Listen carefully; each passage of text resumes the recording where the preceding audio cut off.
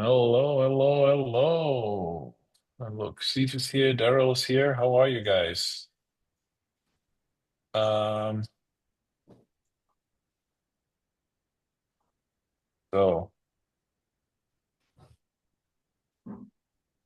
welcome to our Thursday's call. And I just realized it's a real special one for me because one of my good friends and buddies and partners in crime and however you want to call them is always me. And it's the first time him and me do a live Zoom. He was on before in the land pilot community. He's a celebrity. He's an all-star. He's a VIP in the land industry, and I'm so happy to have him here today. Welcome, Ajay Sharma. How are you today, my brother? That is much too kind. I appreciate you, Robin. I'm living the dream, man. It is a beautiful day in paradise. It's a beautiful day in paradise. Yeah, and I'm so happy to have you on because like there's a bunch of people in this industry, but there's just a few who mastered the art of selling negotiation, and you are that one person. I mean by that. Maybe there are two or three others, right? But I need to give you some kudos when I hear you. You're not like only like an event host and like a professional closer. You're just like such an awesome human being, and so happy that we will talk about today, like closing and getting like sellers like out of their corner and like in your corner and how to log out deals that are lost, right? And I know there's a bunch of techniques you shared. I was on an event with you. If you've never been on an event of Ajay Sharma, you want to be there, right? I think you make one this year in September, right? The Yep, Landscaling Summit that's absolutely right. Yep, in exactly like in the one we did Dallas, last year, but bigger. Bigger this year in but Dallas. bigger. Landscalingsummit.com. And if you stay till the end, we've got a special discount code because you watched here with my friend Robin. Yeah, it's just right in the end, right? And this is like for real, right? This is like Yep, not for that. exactly. Ajay, for everybody who doesn't know you, I mean, there will be not a lot of people because you're on like national TV shows and national newspapers and like worldwide podcasts and all that, right? Like, tell us a little bit, who are you and who's Ajay Sharma?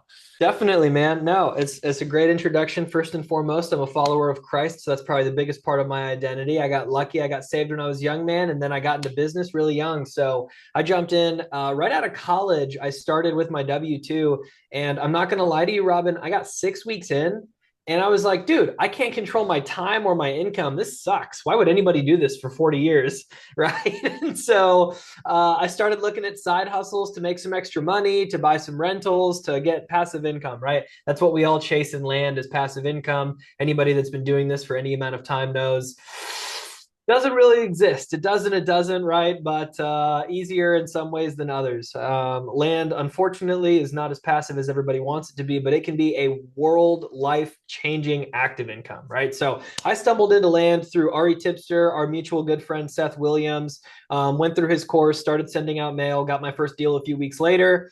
After about a year, man, I was doing multi six figures in land. I quit my job and I haven't looked back. So I've been full time real estate investor ever since, man. At this point, I've got a business partner. His name is Ben. He runs, you know, Ben well. He runs a lot of our operations. He's been in the sales seat as well. He's been making He's the better looking guy too, right? he is very good looking, man. He's Yeah, yeah. muscular and taller, and yes, he is tall, pale, and handsome. So he's not dark, unfortunately. That one's me, but between the both of us, we're tall, dark, and handsome, right? So Yeah, Ben is no, phenomenal. you're more handsome than I am. So like, I always feel like like the black sheep when I go out with you guys to hang out for dinner or something. Man, you said something like which I love so much, and there's so much parallelity because I was employed once in my life too, right? And like I've never told that anybody before, right? I got fired, right? And here's the story how I got fired, right? I always ask why. It was like this consulting firm, and I was working there, and I was like, asked like, why should we do it like this, and why should we do it like that? Why can't we do it like this, right? In the end, my boss, she was like 4'10" tall, and you know that I'm like a little bit over 8 foot, right? So like I was sitting in her office and like she was like yelling at me and all that, right? So I stood up went to a printer, took a blank sheet of paper, and wrote my termination, No right? And put it way. on her desk. And in that moment, she raised her hand to slap me in my face, but her husband came in and took her hand down. That was my only W-2 I ever had, right? And then I was like going home. I was like, hey, what do you do now? And that, exactly the same story. You Wow. can't do that for forever. Like you don't want to tell anybody to do that, right? So clear commitment, right? This is what you did. Yeah. That's crazy. Yeah, I thankfully did not have that bad of an experience, man. But all that to say, it doesn't surprise me that you were asking different people, hey, why do we do it this way? And that's what good entrepreneurs do, right? Is you have to challenge the status quo, which is exactly what I did and why we're going to be talking about sales today. If I could give 30 more seconds on my background, man, I think there were all these coaches that were teaching stuff on marketing, on lead generation, on different strategies, and they were all extremely competent and very good at what they did. But I noticed a gap where people would print all these leads and they didn't know how to turn them into deals, right? And so I recognize there's two types of problem in everybody's land businesses. You either have a leads problem or you have a conversion problem, right? I think a lot of people are really good at helping you solve for the leads problem. I have spearheaded in the land niche being the guy that can help you fix a conversion problem. If you have enough leads, we'll get you deals, right? And we do that through a couple of core pillars that we'll talk about here today. But today, the goal, if you've got leads, we got to get you converting. All right. I promise there's deals out there. If you don't believe me, ask my buddy Robin here. We were just talking on the phone earlier and you were telling me about all the money you have to raise because you're drowning in deals, man. I'm teasing you a little bit, but it's a good problem to have. And the point is, we're abundant in the sense that you've positioned yourself where you got deals. I've positioned myself where I've got deals. And usually that means our problem is we're raising capital a lot of times, right? Which is awesome. So it's a great problem to have. It is, but you got to solve for the problem on the front end of deals, right? You and I both know that. Ben, and I love that you say that. It's like the first thing I see what new, especially new investors or investors that are scaling do wrong is they stop the lead flow in the beginning, Right. right? So when you have this is like the first thing, and my buddy Joe McCall, he always says that, right? Never stop making offers. If you make offers every day, you will always have money, right? But then the second step of that is converting those like offers and those conversations into deals. And I think you're right. There is nobody. I mean, there's some coaching programs out there and some really good ones, right, for Definitely. general real estate, but nobody's in the land space. This is why I appreciate you so much. But let me ask you one thing before we jump right into that. What what was the moment where you realized you need to learn sales? Like what was the moment and how was that look like for you? Yeah, it's very different for everybody. But I think, I was at this point doing deals, we were doing probably 2 to 3 deals a month at this point. And we started cranking up our leads, which is classic. I think a lot of people get to that point and then they're like, sweet man, everybody says go spend more money on mail, go crank up your texting, go crank up your cold calling. We did that. And then, Robin, all that happened is all my net profits went away because we were still doing deals, but I cranked up all my marketing spend and our deals fell flat. And I looked at our Hmm. P&L and said, what the heck, man? Where's my money? Right. And so, all that to say, I looked at it and was like, we have a problem. Got connected for my journey. We were in the Collective Genius Network, and I do have to give some credit to one of my mentors, Jenny Hudspeth. She was probably one of the first people that really turned me on into sales and sales training. And I just realized there was, you have your key activities, and then you have a human element to this business that so many people don't talk about, right? At the end of the day, I can't buy land from robots. I've got to buy them from humans, right? I might be able to sell land with robots like you guys do, but that's a little bit different, right? So all that to say, um, I learned I needed to have better human skills and I needed to know what activities to focus on. And as soon as we paired those two things through working with, again, Jenny was awesome for us. There's tons of different people out there. I combined the best of what I learned from her and from Steve Trang and Eric Brewer and Jeremy Lee Minor and Alex Hormozy and Cole Gordon and all these different people I had studied and read books on and watched YouTube videos on and paid for consulting with, and made it as targeted and specific to the land niche as I could because nobody was doing exactly land, right? And so I was like, I need to create sales training for land investors from land investors, right? And so, and I'm not saying other people can't train land. I'm just saying that's where my passion was. And I started talking about it on podcasts. And then people started asking me for coaching, man. It's really funny how that works, right? I was like, hey, this is stuff we've learned and I'm good at. I'm going to talk about it and teach it for free. And then people wanted to give me money to help to implement it on their own teams, which, you know, I do some version of. But at the end of the day, our main business is real estate, right? So it's funny, man, how it's all come full circle. But I love talking about this stuff. The last thing I'll say on this to answer your question is my thesis. And Robin, I'm a talker, so you got to cut me off at the right time. But my thesis is I want to give away information to make sure anybody that wants to do deals has the ability, right? Like, I don't want to withhold information from you. Now, if we're talking about my time, I obviously cannot make that free, but I can make information free. I can give things away the same way you guys give away so much good information for free when you're doing these webinars every week and you bring on awesome guests, right? And then if people want some comp services, we can't give away time for free. It's that simple, right? So, man, I love this stuff. I love talking sales. It's how I fell into it. It's how I fell into land. And I'm excited for all of this today. Oh, bro, I really love that. Like, you know, I hear all the time when people talk about sales, like, hey, I'm not a great salesperson. I'm not really good at talking to people. I don't know how to do it. Like, what do you say to these people? Do you need to be like Man, a sales expert to be successful in land? Man, that's such a good question. Now, I'm not going to pretend that it doesn't come easier to some people than others, right? Like we can recognize there's a natural baseline in terms of, unfortunately, fortunately, Ajay just picked it up a little bit quicker than somebody else, right? But what I will say, man, is everyone can do sales. I've trained hundreds of people on sales now, all different personalities, all shapes and sizes, all genders, all ages, does not matter. Okay. And so, man, I'll just say, like, I really believe that if you just execute on a couple of key fundamentals, it'll work for you, right? And I'll give you a quick story. My business partner, Ben, is like the epitome of somebody who would not identify as a salesperson. All right. This guy was like, dude, it drains me. It sounds awful to talk to people. I don't like high stress situations. All this just sucks. Right. And so I said, cool, man. Like, I get it. Right. And then we jumped into doing some distressed acquisition deals earlier this year. And he told me he wanted to be revenue generating and start making dials. And I'm like, are you sure? Because I'm going to train you the same way I'll train other sales reps. Right. And, Ben, Robin, Ben is hungry and determined. And so once he says he's going to do something, he's going to do it. Right.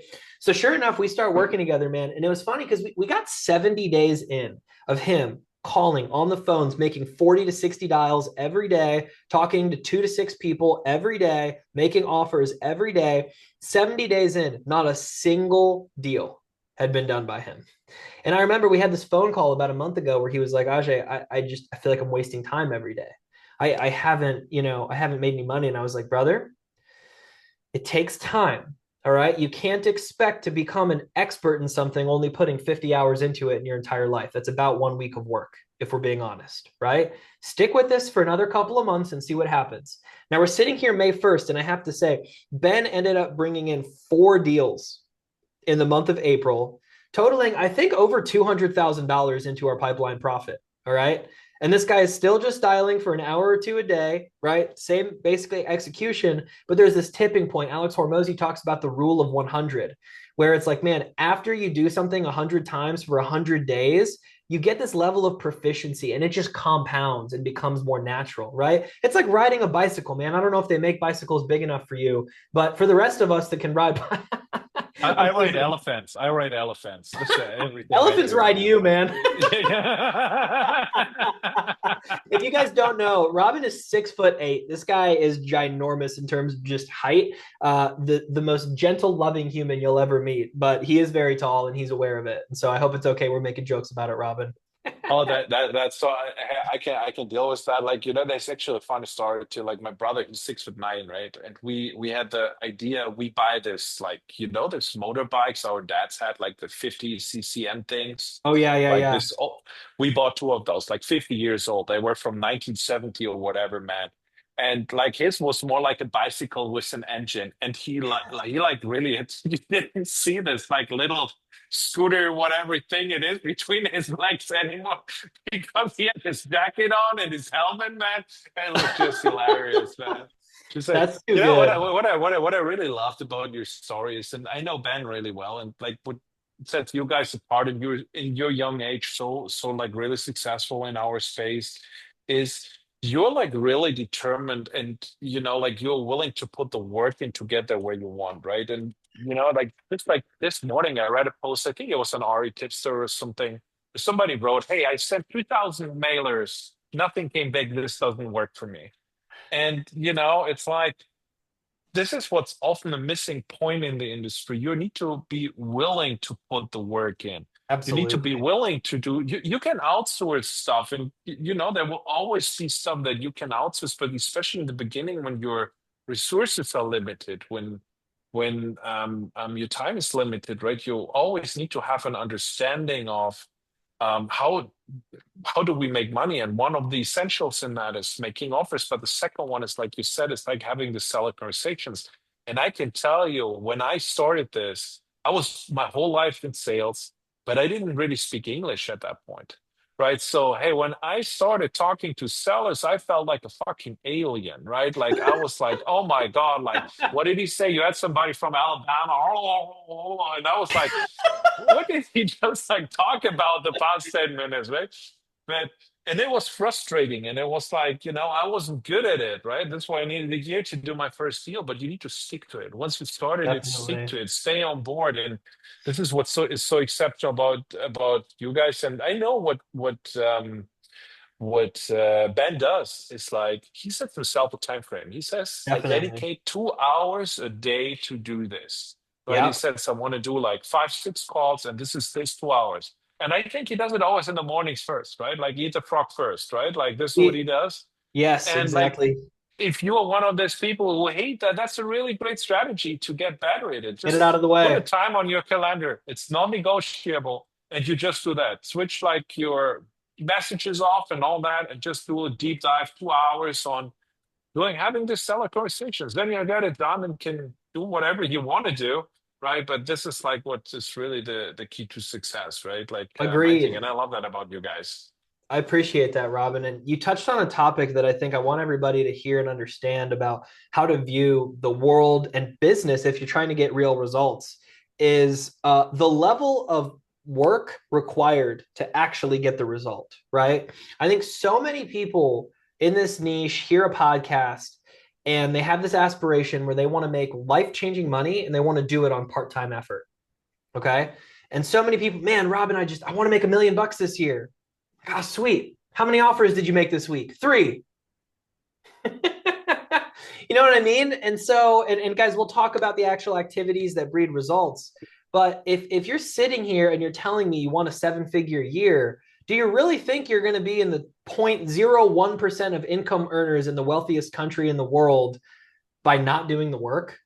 Right? Like it's if it was that easy, I promise there'd be more people in land investing. Okay. And it's not that crazy. Like I'm not going to sit here and tell you like it's not mind numbing. It just takes work. That's the reality of a business. If you're really trying to take home $400,000 a year to be top 1%, $1 million a year to be top 0.1%, right? Whatever it is, it takes work. That's the reality of it, right? And that means a lot more output than a lot of people realize. I'm going to give, just an example for some numbers here is I had this client of mine in Land Closers Academy. I'm sure he'll be okay that I shared this, and if not, oops, sorry. But his name is Cody Coulivier, and he's I've known him for years. But he jumped in. He reached out to me, and he jumped in and just realized very quickly from being around other people that were doing 6-figure months.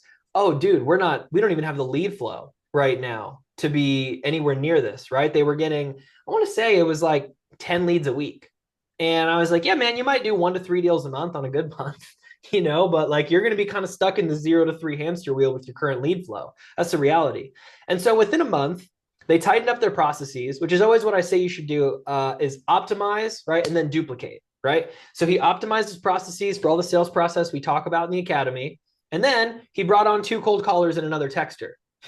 Instantly now they're getting like 40 leads a week, right? And now they're locking up closer to 2 contracts a week, right? It's like 1 to 2 every week instead of that a month, right? Very big difference. But it all starts with do you even have enough work to do, right? And if you don't, spend money on marketing. Get marketing in the door, right? and then focus on your sales process. And if you're locking up deals, you sell your deals eventually, and now you have money to reinvest in the business. And this is the last thing I'll say on this. This is a question I get so many times when people are like, "Hey, man, you only teach acquisitions. You're only focusing on acquisitions." I'm like, "Yeah, dude. If you have more deals than you can handle, you're going to figure out how to make money, and you can pay to solve all your other problems." All right. Your dispo's a bit slow. Go work with the land pilot, right? You need faster comps. Go work with the land pilot. There's you need money. Go call Robin at the land pilot, right? Like there's several ways. And Robin, I'm just looking at your Maybe search. the solution is just call Robin, right? That's what you want to say, right? Like, Yeah, no, that's my but solution. you know what is really great about that, Ajay, is that like one of my mentors like said something to me pretty early, like in my career. He's a good friend. He's like high nine-figure net worth, and he made that in Germany, which is really hard to do because we're a communistic country, right? And he said to me, Roman, like business is pretty easy, right? Business, you need to put time and money into a business. It doesn't need to be your own time. It doesn't need to be your own money, right? But the less money you spend, the more time you will need to spend. And the less time you want to spend, the more money you will need to spend, right? And this is exactly the formula, right? Like when you're sitting there and you Very have a budget simple. of $2,000 a month, right? You will not be able to hire an RJ to close for you, right? I'm not able to hire an RJ to close for you never, right? Like, but you will not be able to hire somebody to do the work. So you are the person that runs that. That's the pure reality of that too. And I True. agree with you. Focusing on all that deals in the beginning is a great thing until you have enough that like that you get in dispo problems. But this is like the first skill you need to master. But walk us through that. People figured out their deals, and like I always see people who I made like 200 offers, I got nothing back, and all the people don't accept my offers. Like, tell us about the pillars. I know you have a pillar system, right? Like Yes. how you gonna walk the sellers through a process, right? Absolutely, man. Before I answer that, I want to touch on one thing you said too, man, because again, I don't want people to miss it. You're right. You can't hire me to close for you. But let me also tell everybody I have two full-time sales reps. My business partner does sales. And Robin, what did I tell you when my audio was jacked up at the beginning of this? Guys, it was because my Bluetooth headset, where I personally still make dials, was connected to my computer because I was making dials until Robin called me a little bit earlier, right? So yeah, you can't hire me, no disrespect, but I still am in revenue generating roles in my company because the reality is you're never too good. You're never too good to jump into making money in your business. That's my philosophy, right? And you know what? Maybe when I'm a $10 million a year entrepreneur, I might have a different philosophy, but I doubt it, man. Right now, I want to make sure we are netting seven figures a year. So I am not afraid to jump on the phones and make things happen, right? And so, anyways, man, to answer your question, yeah, let's talk about the pillars of how to get results in this. Because the reality is, I've trained a lot of land investors, and I don't want to throw around the word guarantee because I feel like there's all this litigation going on with it now. But softly, not guarantee, I can almost guarantee that anybody that does the stuff that I say that has enough leads will get deals. It's that simple, right? And so, three main pillars, man. I'm figuring out how to really distill this into the simplest formula, right? But the first pillar that I want everyone to be focused on is clarity. Okay. And that sounds mushy and high level right now. We'll drill down. Okay. Clarity, right? When I say clarity, number one, I want you to think about your pipeline, right? So many investors, and Robin, you know this better than I do, man. So many investors, when they're getting started, they open up their CRM, if they even have a CRM, and it's clogged up. You got 20 leads in one column, and you're like, I called that guy once, and I don't know. And like this guy said he wanted this amount of dollars, and I don't think I can offer that, so I haven't called him back. And like I just don't know about this property. I haven't done the DD, or I haven't called the county yet. And it's just messy. And when your pipeline's messy, I can promise you, you're not working on your leads because you don't have clarity on what your next steps are on those leads, right? And so we've got, a whole process of how we build clarity into our pipeline, and I'll go through it very quickly. All right. High level, a lead comes in, and you can define a lead 1,000 different ways. Generally speaking, I like to define a lead as I'm talking to a person that owns a property that is interested in selling their property. If it checks those two boxes and they're willing to get on the phone, because there's all those tire kickers out there. If they're willing to get on the phone, it's enough of a lead that we should have a conversation with somebody on the team. It shouldn't be me at that level, but it should be somebody on the team, right? And so in that first call, in that lead manager call, well, even just real quick, before I would get on the phone, let's say that lead is pushed from a cold call or a text message, right? I want my biggest deal killers before I waste time trying to connect with the lead and get on the phone with them, right? So we spend time on leads in two ways: trying to get on the phone with them, and then once we're on the phone with them, right? And then, of course, all the associated due diligence around it. So to avoid not spending time on either of those activities, I want to look at what are my quickest deal killers, right? I don't love landlocked properties. I don't love wetland properties. In some markets, I don't want to do flood zone, right? Topography, if it's too bad, right? If it's just a weird shaped property, you can knock out all that stuff in 3, 4, 5 minutes on, Land Insights or Land ID or whatever you're using to look at that stuff, right? So check that first, eliminate leads that are bad, and then expedite leads that are good. I like alliteration, so I'm going to talk about them a lot, right? Then we've got our lead manager phone call, which is our first phone call where typically we're not negotiating, right? I like to say here we're doing 80% about the property, 20% about the person slash prospect. Okay. Again, I like alliteration, so I'm going to talk in P's here. On that call, that's where I'm asking them taxes, ownership, again, floodplains, wetlands, history on the property, anything else I should know about it generally, but I'm getting all my due diligence questions answered, stuff that I can't really see off the phone, stuff that I might need to call the county for and be quicker if the seller just told me, right? I have two desired outcomes at the end of a lead manager conversation. Number one is a scheduled booked appointment for my closer. Number two is an asking price out of my seller. And this conversation is really powerful because you can play dumb, right? In this first phone call, I can pretend like I don't have a number in front of me if I haven't had anybody comp the property yet. And for us, most of the time we have not, right? We want to make sure our seller is somewhat qualified and the property somewhat qualified before we sink 5 to 15 minutes comping a property, right? Again, I'm trying to protect my time at every level here, guys. So I want to disqualify as much as possible along the way, as aggressively as possible. And I do that by reverse engineering what kills deals, these things. Look for these things before I waste a lot of time on my property so I don't get stuck in analysis paralysis, right? So those are my two desired outcomes on a lead manager call. It then goes to a quick comp. That's where I'm going to spend 5 to 15 minutes. Again, I like alliteration and sayings. Right here, I like to say, I want to get cock your head confident. And what I mean by that is if I'm talking to my buddy Robin, I'm say, Robin, it's like, I don't know, 85, 95. Sweet dude, go offer 40, 45 and see what comes back. Don't overthink it, man. We're close enough, right? Go offer them 45 to 55 cents on the dollar and get feedback, right?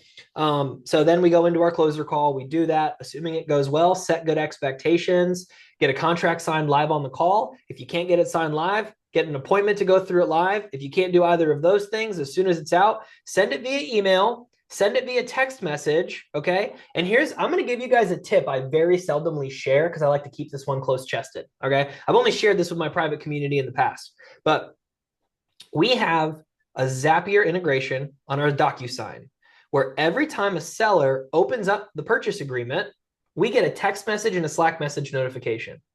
The reason for that is they can't ghost us if we call and they're looking at our agreement, guys. I mean, they can, but they're much less likely to. Again, reverse engineer what kills deals. Getting ghosted kills deals. People saying no kills deals. And people not picking up the phone kills deals. So what have I done? I reverse engineered my pipeline to try to minimize those things happening. So a PA not getting signed, I want to set up things on the front end, a good process to get it signed. And on the back end to protect myself, one of those is a little Zapier integration. Really easy, takes you 5 to 15 minutes to set up. And now what's really funny about it, guys, I personally have called sellers when I see that come in and it's after hours and my AMs might be out. And I call them up and I say, hey, Tim, I'm just circling back here. I wanted to see if you had any questions I could answer about that agreement. And he's like, man, that's so funny. I was just looking at it. And I'm like, oh my gosh, no way.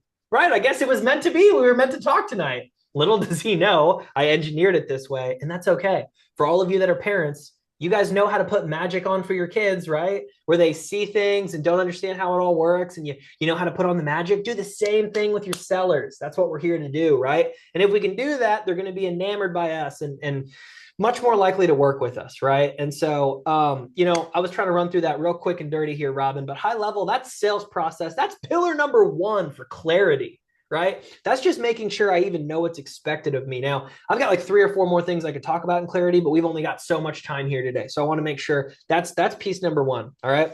Piece number two, we touched on earlier. But guys, it's just your inputs and outputs. All right. So are you actually doing the work to get the result? Right. And here's what that looks like. Number one, question to ask yourself. So let's diagnose for constraints. Okay. If I'm going to do that, here's some questions I ask people when I'm coaching them and getting on the phone with them is number one, how many leads are you currently getting every month? Remember, I told you guys that story about Mr. Cody. Cody wasn't getting enough leads every month to hit his goals, right? If he wanted to be doing 6-figure months, he wasn't going to do that on 40 leads a month, guys. So if you're watching this right now, I'm basically giving you a coaching call for free. Ask yourself, how many leads are you getting per month? If your goal is 6-figure months and you're getting less than like 150 leads a month, you're probably not going to hit it. Sorry to tell you. Okay. That's piece number one. How many leads are you getting per month? Piece number two, how many people are you actually talking to on the phone? Right? You could get all the leads in the world, but if you don't call a single one of your sellers, it ain't gonna do you no good. All right, talking about that Alabama accent, Robin, from earlier. Right? We actually need to speak with our sellers. And then here, we've already talked about this. Joe McCall talked about this, right? Offers. How many offers are you making to your prospects, to your people, to your sellers? Where you say, hey, Robin, I'd like to buy your property for 20 G's, dude, right? Hopefully you don't talk to your sellers like that, but roughly, hey, man, like here's an offer for your property. People can tell you yes or no. And that's usually not how we present them at the Land Closers Academy. I'll talk through some front scripting here in a little bit. That's pillar number 3, sneak peek, right? But at piece number 2, I need to know high level, how many leads am I getting? How many people am I talking to? How many offers am I making? And then how many people tell me yes? That relationship's really important. How many verbal acceptances did I actually get, right? Because if the answer is 0 on 200 offers, dude, you suck at sales, or you're just offering way too low. It's one or the other, right?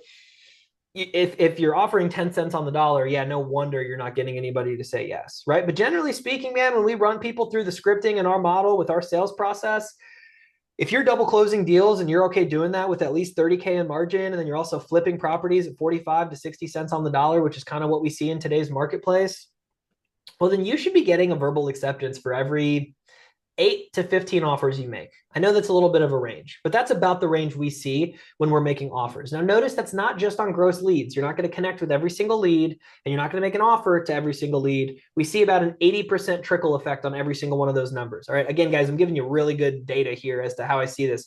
I look at hundreds of land businesses, and this is the data, right? So, how many people tell you yes, and then how many people actually sign your purchase agreements? Then that last one is how many deals do you actually do out of that? Because we need to make sure we don't have crap data. We're not locking them up too high. Maybe there's an issue in our comping, and we need to, again, all the answers are always just call Robin, right? I wish we could clone you like 100 times, dude. But that's the answer to most bottlenecks in my business, apparently, right? But am I comping it wrong? Is my data bad? Is there a title issue, right? Or did I miss something in due diligence? Those are real reasons that we lose our deals after we get them signed. So you're not going to get 100% of deals done after you get a contract signed, unless you're one of those people that does way too much due diligence on the front end, in my opinion, right? We have a cancellation clause in our agreements for a reason. Get them locked up and figure it out after. You can always renegotiate or cancel after if you have to, right? But that's pillar number 2. That's inputs and outputs. Those are the questions you need to ask yourself. If you're not getting the results that you want, guys, run through those questions, and I promise your answer lies in there.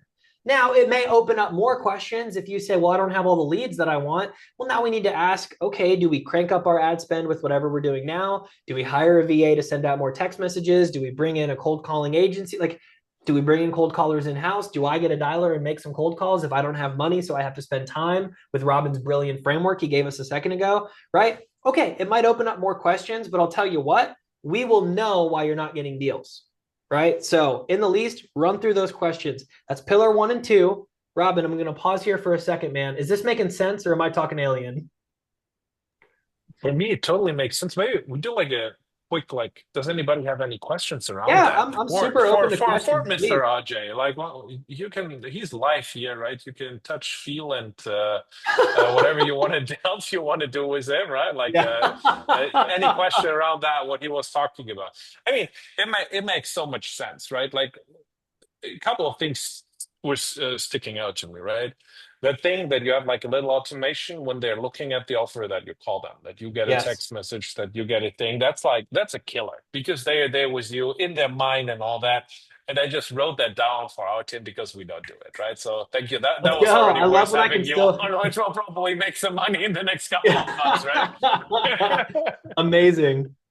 Yeah, and what I see, and I come from more from the underwriting perspective, um, is that when you comp initially, right? Like, don't spend too much time on it. Get into it. There's a couple of like different things you need to look at. But like when you comp initially, like the first three things I always say, like when you evaluate these deals, because this is where we see a lot of deals struggling in the back end, right? Because that can happen too. When you value all your properties too high, then suddenly you just have a bunch of deals you can't sell, right? Yep. That happened to a bunch of our crowd last year when the market was changing. But like when you comp properties, just like look, first of all, there's three things I look at, right? The first one is any kind of wetlands and flood zones, Yep. right? Like this is the first point. Second thing is, does it have road access? When you see a dirt road on Google Maps, that doesn't mean there is a road, right? Like always confirm when you don't see an asphalt road, which the county that there is actually a road, Yeah. because when you have that, then your deal is already dead at that point, right? Don't spend any more time, right? Especially Exactly. desert squares, man. Like we got last year a couple of those from clients. Like I will always remember there was this major road you see through the desert and all that. And all the clients never came back to us that went out there to look at it. And what we realized was, hey, somebody built a massive gate and a massive fence that the people couldn't go over that road because it was a private road owned by that guy who owned like 2,000 acres of land in that area, right? Yep. Third thing after that, two, three is slope. Like slope can kill a lot of deals right there too, right? Do these three things and then do a nice evaluation. Don't look on comps older than 12 months, right, in the market right now, and you will be fine. But I really like that that you brought that in. So, bro, how do we take it from there? Like let's Yep. let's go in the third phase, right? Yes. Yep. So our third pillar is like the words we say and our scripting, right? And I'll jump into like a formula we have as to how we have this conversation with sellers repeatedly. Before I do that, I do want to touch on a funny thing you said, right? When the market started changing last year, I think our issue in land is it doesn't liquidate as fast as we need it to sometimes, and we all need cash. Like I got bills to pay, y'all got bills to pay, we got mouths to feed, right? We have marketing to spend money on and payroll and all the things. So it becomes important to get some cash back. Man, Robin, I think one of my favorite things about you, dude, is you never overcomplicate stuff. I don't even know that you realize it's a superpower. But whenever you're like, yeah, it's not selling, so we just lower prices, right? And I'm like, that's so logical, right? Because at the end of the day, markets don't matter if you just cut prices. And so it's funny. I was talking to our mutual friend John Montero. I saw him at the gym on Monday, and we were chatting in the locker room. And everybody always wants to blame the market. It got tough on one side. It's tough on acquisitions. Now it's tough on dispositions. Guys, I know a lot of people making millions of dollars a year in this business, right? Is it easy? Can you do it on 2 hours a day of work? Like I don't see a lot of people doing that anymore, right? Maybe 10 years ago, not as much now. Does that mean it can't be done? No, absolutely not, right? But John Montero is so funny because he's somebody was talking about the market in a joke, Andrew Lee, and John's like, somebody's always blaming the market. I was like, yeah, man, we started blaming the market too. So I just cut my prices and all my properties sold. It was crazy, and we cut them aggressively. I will say, I mean, we had this whole subdivide we did. It was a really interesting project. We did a on market double close subdivide deal, which in Oklahoma, which you're not allowed to subdivide in, which was crazy. But we ended up netting around 200K on the whole project. And it was funny because we thought we underwrote it like we were going to make 400, right? And everybody in this business knows you underwrite for one number and what you actually make usually is less than that, unfortunately. That's okay. We got to insulate ourselves from risk, though. So you have plenty of margin of safety typically. Now, what's funny is we were coming up on, hey, we got 30 days left before we got to close on this thing, and I don't have that many lots sold. So we dropped a lot of our lots that were listed at 100K down to like 70. And within a week, they were all gone.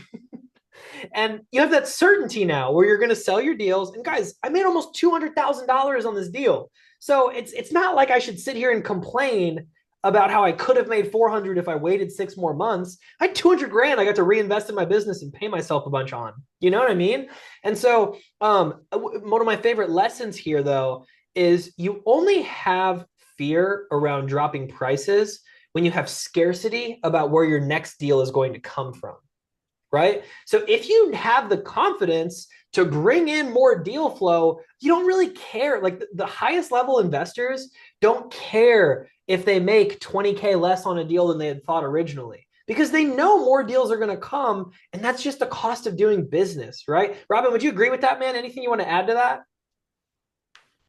I get goosebumps right now, right? Because that's what it is, brother. Like, no, no, it totally depends also, like how price cut. Like, here's how I explain it always, right? Um, you can sell probably this like insulated bottle for like $30, but I will maybe when I put an Apple sign on it, I can sell it for $200, right? Like, Yep. but I mean, our land is probably just this bottle, and what I see people doing all the time is they try to sell the bottle with the Apple sign for $100, but it's still like this bottle which doesn't have any benefit, right? It's just worth $30. And Yep. when I try to sell it for $100, it will not sell. But at one point, when I lower the price and I find a buyer willing to pay that price, right? Then I'm low enough that the market accepts me. That's what happened to you. And like in shifting markets where we were last year, right? Like coming out of a seller's market for 10 years, right? Like we need to say that. Like, I mean, when I started this in Florida, like when I told my, you could just like put a price tag on that at like 20%. People would have bought that, right? Gone. Like, but Yep. like what happened suddenly, like you put the price tag on and you needed to give a 20% discount to sell it. It's And, true.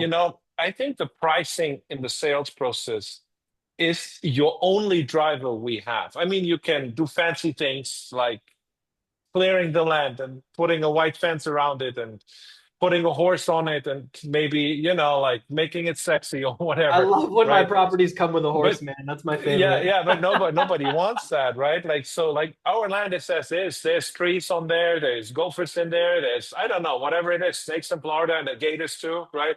I've seen gators in one of my properties, which shouldn't be gators, but that's a story for another day. Oh Um, man.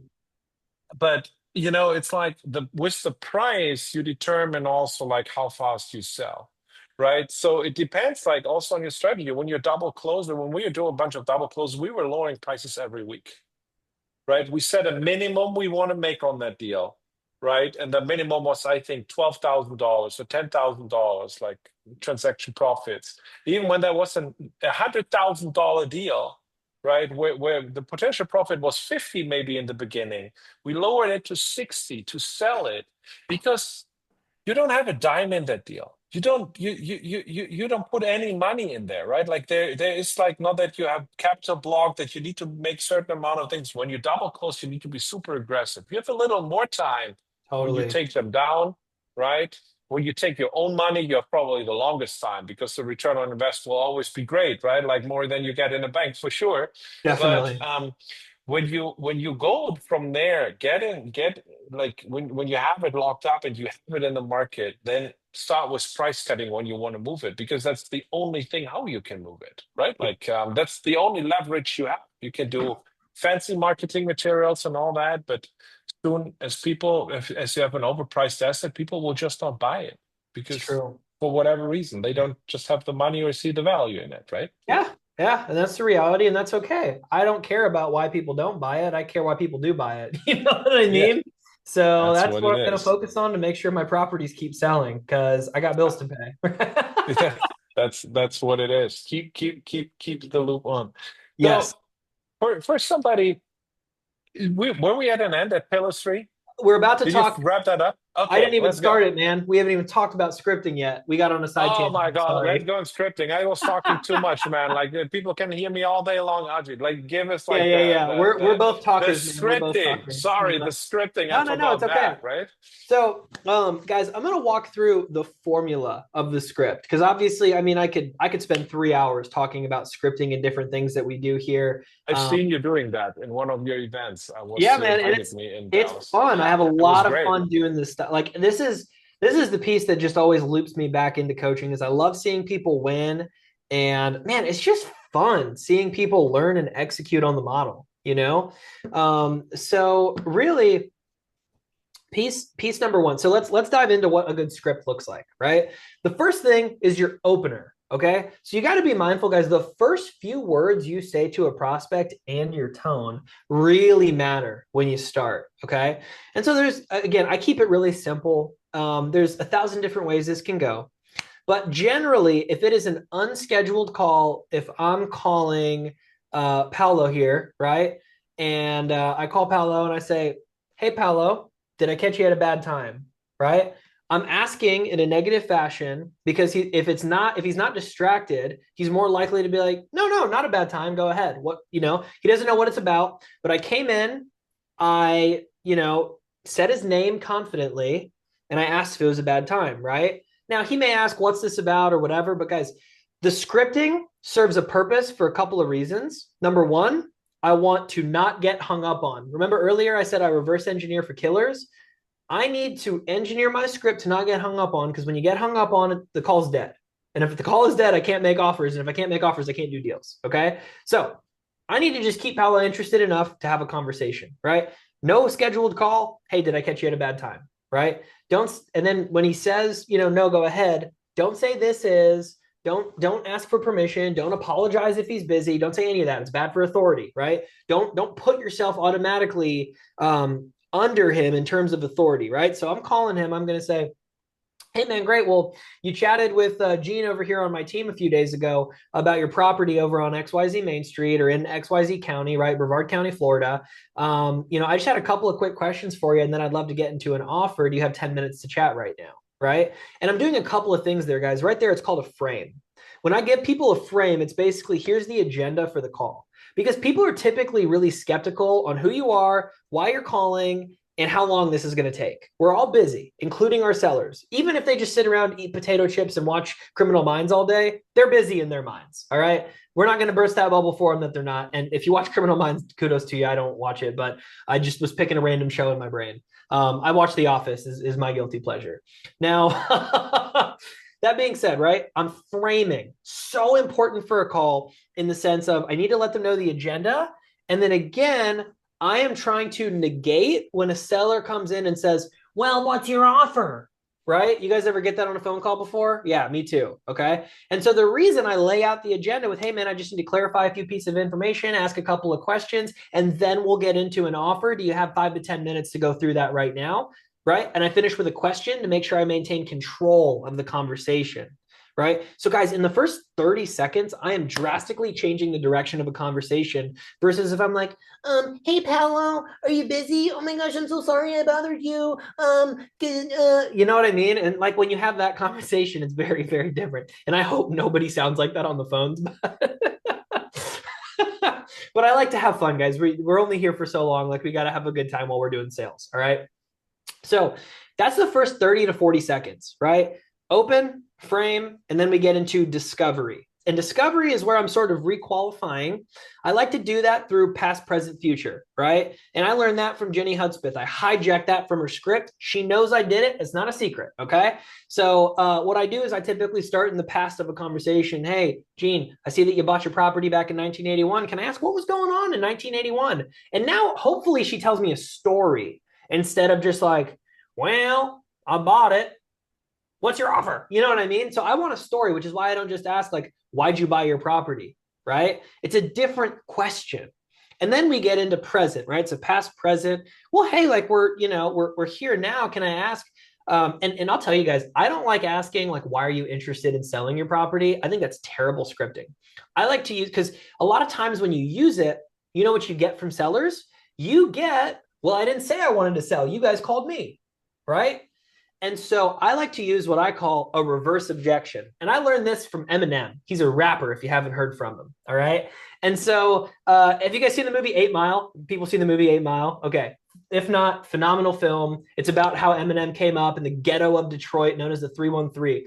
But what he does in this last scene, it's basically a rap battle with this other guy, is he, when he's rapping, says all the bad things about himself, right? I am white. I am a bleeping bum. I do live in a trailer with my mom, right? And when he gets done, the other guy has nothing to rap against him with. And so, what we're doing here in sales and how we take that idea is if I'm having a conversation with Steve and I'm moving into present, I'm going to say, hey, Steve, can I ask, before we reached out to you, did you guys have any interest in selling your property? And Steve's either going to tell me yes or no, but he's going to say yes. And I'm going to say, oh, okay, how long have you guys been thinking about selling it? Well, about 3 months. But see how that's a different question, right? And if it's no, I just answered your guys' phone call, I might say, oh, okay, what about our phone call stuck out to you that made you want to keep talking about us? I want to know if something in our marketing was good or bad, right? So if I get that feedback, I can bring that back to my marketing team and we can replicate things that work, right? So use it as a tool to get feedback in your marketing, but also drive your conversation in a way that's different than 9 out of 10 land investors. Okay. Is this making sense? Are we tracking? Okay. Awesome. So again, that tactic I use called the reverse objection. If I hear objections often, right, or things that add friction to the conversation, what's your offer? I didn't say I was interested. You called me, right? I want to create scripting that negates that possibility entirely. That's my goal, right? So past, present, future, right? And then it's some level of, well, hey man, you've owned this property since 1981. If you guys were to sell it, how would you and the wife celebrate, right? Did you guys have any plans for after? Were you going to buy an investment property or do something else? Is this just going to go towards retirement, right? How close are you to retiring, right? And I always like to say, like, if you have life events in a sales call, if you hear retirement, the birth of a child, somebody passed away, right? We paid off a home, we're moving, kids go to college, right? Any event that changes a human's perception of their day-to-day experience is a life event, right? Retirement, things are different. Kids are born, things are different. Kids leave the house, things are different. You move, things are different. You get a new job, things are different. If you hear a life event, talk about it. There's probably their motivation in that, right? Which is where I'm going to drill down on later on in the call. But I talk too much. Let me try to speed through a lot of this stuff here, okay? So past, present, future, and then I get into what I call the objection eliminators. And oh my gosh, I could talk about objections for so long, but high level, guys, there's 4 types of objections, all right?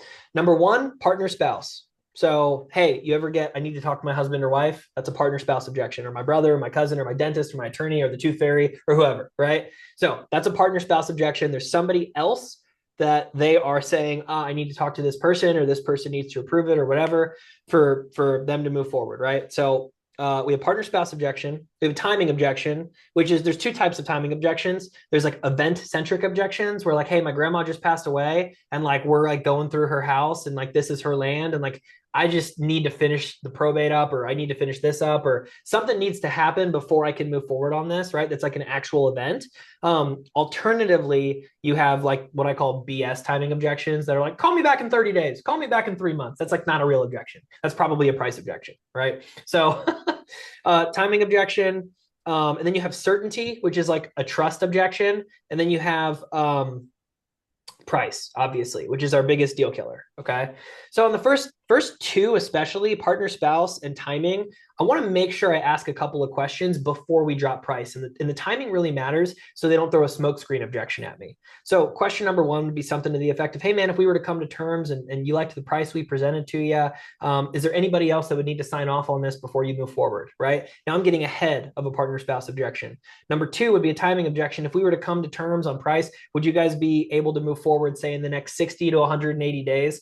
Again, you can play with this. It can be 21, it can be 30. If you're a double close person, it can be 90 to 180 to 360. Whatever that needs to do, go ahead and root them in that timing right now as well, right? Plant that seed. But those are 2 questions I want to ask before timing. For certainty, what we do is I like to ask what I call a leading question, which is a question that then gives me permission to do things. And guys, I have so many concepts in my brain I feel like I need to get through here, but I talk about those 2 pieces before I tell people about my company. So notice I didn't start my call with, hi, my name is Ajay, and at Assets for Acres, we closed all our properties in 21 days, and we don't have any title fees or realtor fees, and it's going to be cash net to you, right? I don't do that there, all right? Now, we do some form of it. but it is right before our price drop. And here's why. A couple of things. Number one, I ask a leading question. Hey, Paolo, did Veronica on my team tell you about our company and how we work? Is you be like, no. Hey, is it okay if I spend 30 seconds to tell you what that looks like right now? The reason I ask that leading question there is for attention. You guys don't realize it, but even in phone sales, you're in a war for attention. People have kids running around. People have spouses that want their time. People need to eat every day. People have jobs, believe it or not. They don't full time wait around for us to call them. Okay. And so people are busy and we need to make sure we have their attention before talking about really important topics. So I'm going to go through the pitch. In that, usually embedded is your timing of how long you want to close. And at the end of that, I'm going to ask, do you have any questions about any of that? Do you have any questions about the process? No? Great. That also establishes me as an authority figure when I'm able to walk through of how a process looks, right? It sounds like I've done it before. It sounds like we're a legitimate company, so I don't get as much of a trust objection, which does happen sometimes, which is where you say, send it over. I need to send it to my attorney, which we've got ways to overcome that. We won't get into everything today. Last one is price, okay? Price is really tough. And honestly, as an investor, your first offer should always be insulting. It's just the reality of it. Somewhere between 30 and 60 cents on the dollar every single time. If you go above that, you failed. All right. Sorry. And so when I'm making my first offer, because it's insulting, I don't want to get hung up on in case there's room for negotiation. So I do two things, right? Number one is I shift blame, and number two is I present a range. When I say shift blame, here's what I mean: is it's not my fault, right? If I'm talking to my friend Robin, I say, "Hey, Robin, I'm seeing investors in the area are paying between 30 and 60,000 for properties like these. What would you say to an investor if they made an offer like that?" See how I didn't really make an offer, but I felt one out? And you're going to get, oh, heck no. Or you're going to get, well, I mean, where in the range would you be? Right. Well, let me ask Robin. I usually Nikki takes great notes here, but she didn't note down an asking price. Where in that range would you want an offer for you to be comfortable moving forward here? Well, if you could give me, an X price here, or we were hoping for this price, and now we've got, some form of a price. I've got a whole negotiation framework that, again, takes me 20 minutes to go through, but we've got this whole framework we've engineered based on these conversations. But the point being, for price objections, I just want feedback so that I can negotiate. You can't negotiate when somebody hangs up on you. Sound fair? Right? So I need to drop a range, get feedback, and either we're going to close in that range or we're not. Most of the time, we're not. We got to play the negotiation game. Right? So it's really important you give yourself the platform to be able to negotiate. Right? And so that first one, we're shifting blame, investors in the area are paying, and then we drop a range 30 to 60. Let's pretend it's worth 100K, right? So I'm going to make an offer between 30 and 60 cents on the dollar. After that, we play the negotiation game, overcome objections if we need to, and then close them and get the contract signed. I just glossed over all that because I could spend another 20 minutes talking about it. And I know we only have so much time today. That's scripting, Robin. Amazing. Amazing. Like I've gotten a lot of sales training in my life, and here are my two cents on that, right? The first one is you always want to be in charge of the conversation, right? Don't let the seller guide you through the arena, like with the carrot in front of you, right? Like this is what you need to avoid. And what I love about what you're doing is you have a really strong opening. And what I think is the most valuable thing about an opening where you set the agenda and let them know what's going on, you just like get a lot of clarity into the call. Hey, you know what, Ajay, I'm just calling you. Do you know in the next 5 to 10 minutes, I just want to verify some details about the property before we go to the offer that I'm pretty sure that I can make you the best offer that you have. Like, do you have 5 to 10 minutes for me? Then you get the first yes. So they get used to say yes, right? This is what I love. Like always when they say yes, right? That's great. So always, this is my conclusion. Always stay in charge, and it's about them, right? It's you need to make it about them. This is like my philosophy, and that what's in for them, and this is how you guide all these questions, right? Like, and there's a great book, but guys, when you haven't read that book, right, you should buy that book and read it. Like I read it every quarter. It's called Dale Carnegie, How to Win Friends Oh, and Influence People. man. Take that out. It's just about that. When you do that, you don't need any sales tactics, right? You just need to, they will feel so comfortable with you. Like, we had a closing where lender didn't show up and we were on the last day of the contract. And, like that guy said, Robin, I have two other offers. They're both higher than yours, but I still want to close it with you because I like you the most. I was involved in the process. It was a big deal. We're involved in it's about $300,000 to purchase and $850,000 for sales. So, like, even with the amount of deals we're doing, I'm still involved in these conversations, guys, right? And I don't close like Ajay. I don't punch people in the face. I don't like triple dialed on them, and I don't do all of that, right?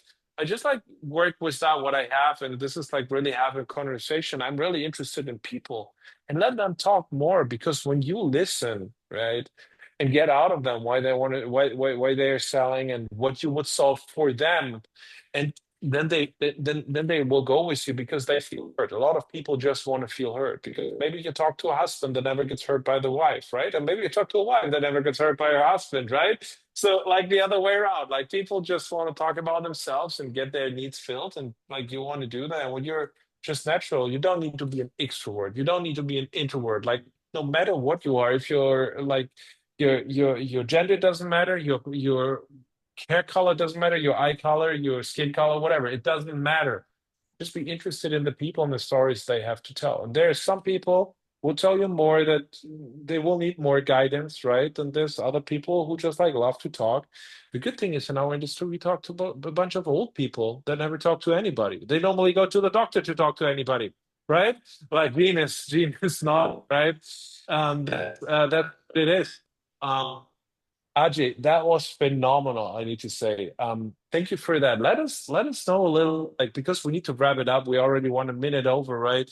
Um, where can people find you? Let's Totally. start with that. Yeah, we'll start there. Number one, I'm active on Instagram. So my handle is at investing with Ajay. So I can drop that in the Zoom for everybody that's on the Zoom. So pretty active on Instagram.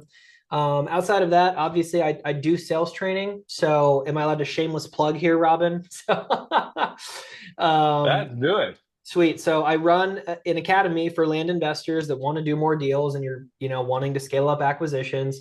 Transparently, I'm no hard sales pitch. Here's what it looks like, guys. Most people don't know how to close deals and don't know what to focus on. And so my whole program is focused on how do we make sure we're working on the right activities? How do we make sure we're doing our sales calls well? Right. And if you focus on those two things and bring your questions to me in the community, more often than not, you will do more deals. Again, I don't want to throw around the word guarantee, right? I used to do month to month stuff.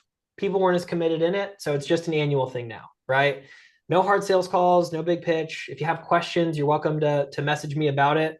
But for a whole year, it's 6 grand right now. I'm going to jack up prices probably next month. So in my opinion, really affordable considering an average deal makes anywhere between 15 and 60 grand, right? But that's the rundown. It's Mondays at 4 p.m. Central. I myself run them, don't pawn them out to other people. Also, I'm throwing an event this fall. So if you can't sign up for, a program, it's too expensive for you or whatever, come by. Me and Robin are both going to be there and we're going to have fun. That's at the landscalingsummit.com. If you use the I code just dropped it. Robin100 too, you will get $100 off. So Robin100, the website is landscalingsummit.com. Robin, you should check out the website if you haven't yet, man. I'm pretty proud of it. We worked hard on it So this year. here we are. Robin Yeah. 100 it is. Okay. Robin Guys, I 100 can is our just tell discount. you, like, what I love about RGC events, it's a lot of content.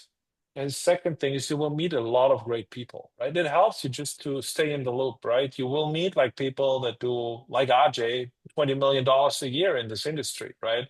There's other people that do more or less or whatever. But it's just like being great to be in a room with other people who are like you, who have the same problems like you, because you don't have that normally. You all sit in front of our laptops like we do right now, but sometimes it's like, just hanging out with people for 2 days, just listening, what are they doing, how are they doing stuff, and all that is really good. And Dallas is a good spot to be. It's an easy spot to fly in. So come around for the Landscaping Summit. I will be there. Ajay will be there. I know. Bunch of other people will be there that you want to meet, right? So that's what it is. And with that said, let's keep the advertising to the side. Adri, if you have 5 to 10 more minutes, we do open up for Q&A, right? Sure. Like, Yeah, yeah. who has questions? Like, let me just like see. Uh, Okay. Bum, bum, bum, bum, bum. Does anybody have any questions for Ajay, guys? Don't be shy. Don't be shy. He's here I just to. covered it all, man. There's nothing left to know, I guess, right? You guys better be I closing at guess least two contracts a week. Melissa had a question. Melissa, switch on your mic. Ask Ajay anything you want.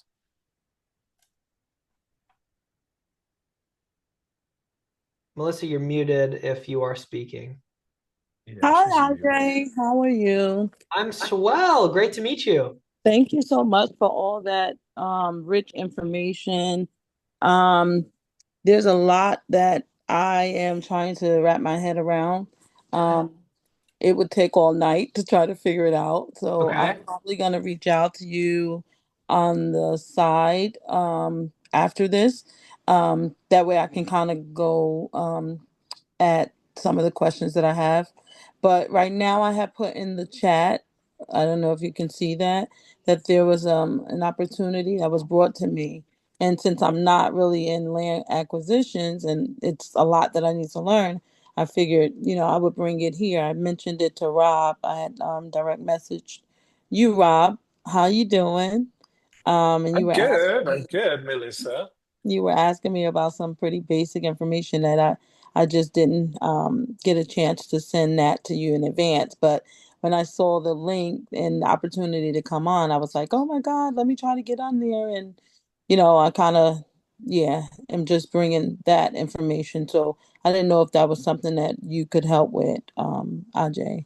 Yeah, I think this is probably, I'm just looking at it real quick. This deal in Wisconsin with some engineering questions. That's more Robin's skill set than mine, to be honest. So I Mm. think I would just continue on the track of working with him offline and he should be able to get you on the path. Okay, sounds great. Thank Absolutely. Yeah. you. Reach out to me. Any other Yes, I questions will. for Ajay?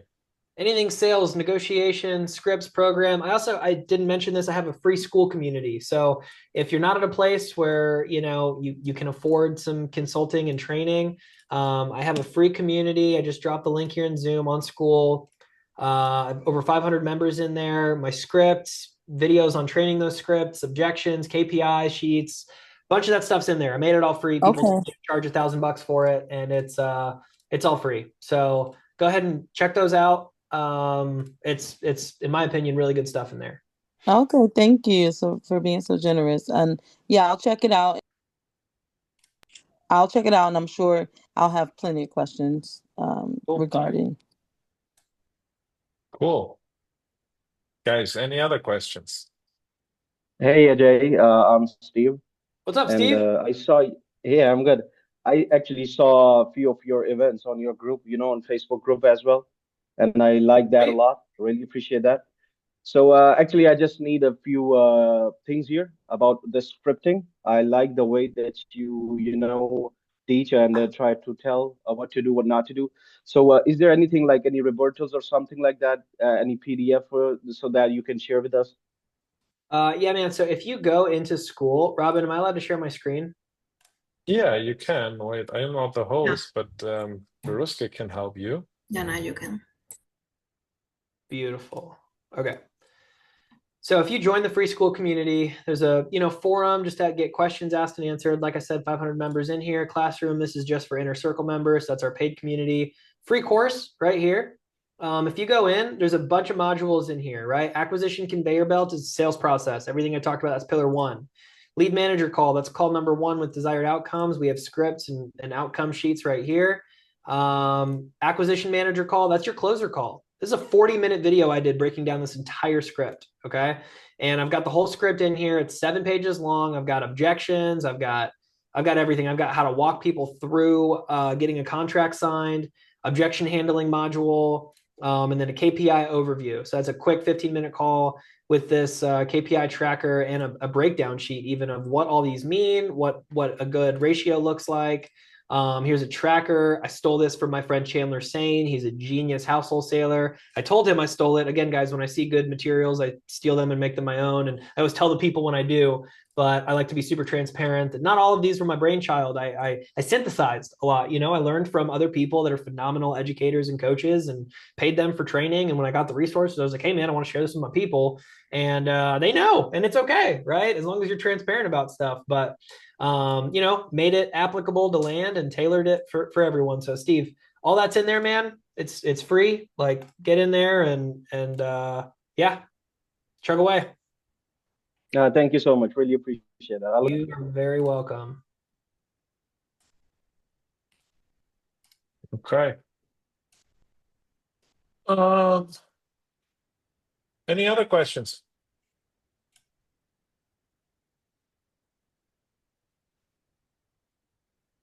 Guys, hang out with Ajay in the Land Closer Academy. I hang out there all the time too. Steve, you want to hang out there?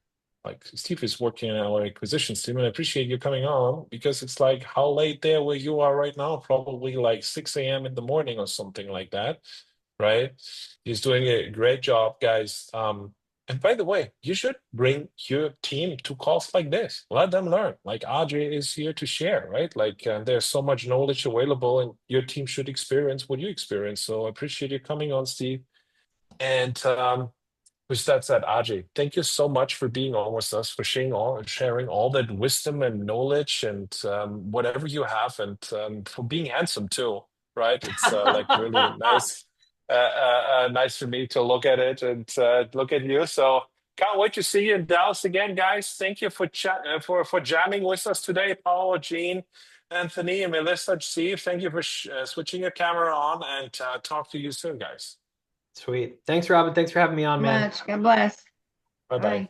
Bye. God bless everybody.